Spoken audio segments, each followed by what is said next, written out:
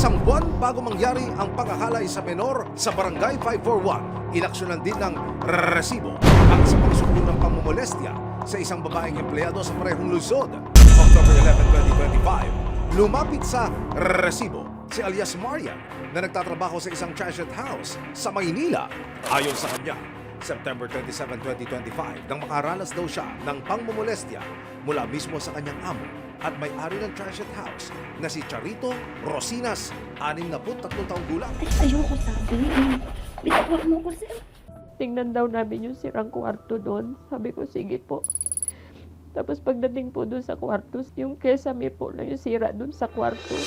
Makalipas lang daw ang ilang saglit, sinarado raw ni Charito ang pinto at dito na raw nito sinimulan ang pangmomolestya kay Marian. Tapos iniwanan ko na po siya. Nung lalabas na po ako, bigla niya po sinarado yung pinto. Tapos niyakap niya po ako. Tapos hinawakan niya po yung masisilang bahagi ko. Ayoko, buksan mo. Ayoko nga eh. October 1, 2025, 4 na araw ang lumipas matapos ang unang insidente. May 4 repair daw ulit si Charito sa isa sa mga kwarto. At muli na naman daw dumamoves ang si Charito kay Marian.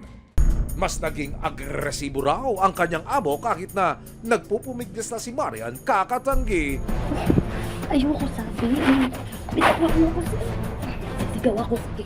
October 13, inilapit na ng resibo ang reklamo ni Marian sa Criminal Investigation and Detection Group, Anti-Organized Crime Unit o CIDG AOCU. Formal na siyang nagsampa ng reklamong sexual harassment laban sa kanyang amo na si Charito. October 15, 2025, kasama ang city social workers at ang anak ni Marian.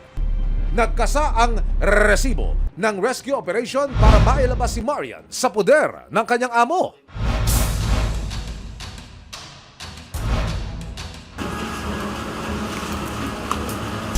Pero maya-maya lamang, dumating ang asawa ni Charito sa barangay.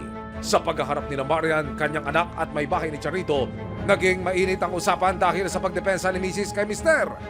Nagtanong Janet, anong problema doon? Wala akong... Diyos ko, Mama, ang problema kasi po, para alam nyo rin po, ha? wala akong ginawa sa iyo, Nero. Dalawang beses Ilang po ako beses mo na pinanasip, ginawa. sir, bago po umalis. Nagpa-rescue po ako sa kanila. Hindi ko masisi yung ano eh. Lalaki siya. Tapos kailang dalawa palagi dyan. Sa gitna ng batuhan ng hinaing, dumating si Charito sa barangay. Walang alinlangan siyang nagbigay sa resibo ng kanyang panig.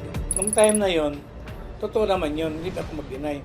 Pero nung time na yon, ang dalawa kami sa kisame, hindi kami makababa. Hindi ko naman siya ginalaw. Pero ano, action lang yun. Eh siyempre, damit niya hanggang dito lang eh. Wow, sir! Victim blaming po ba ang peg natin? Maraming salamat sa panonood, mga kapuso.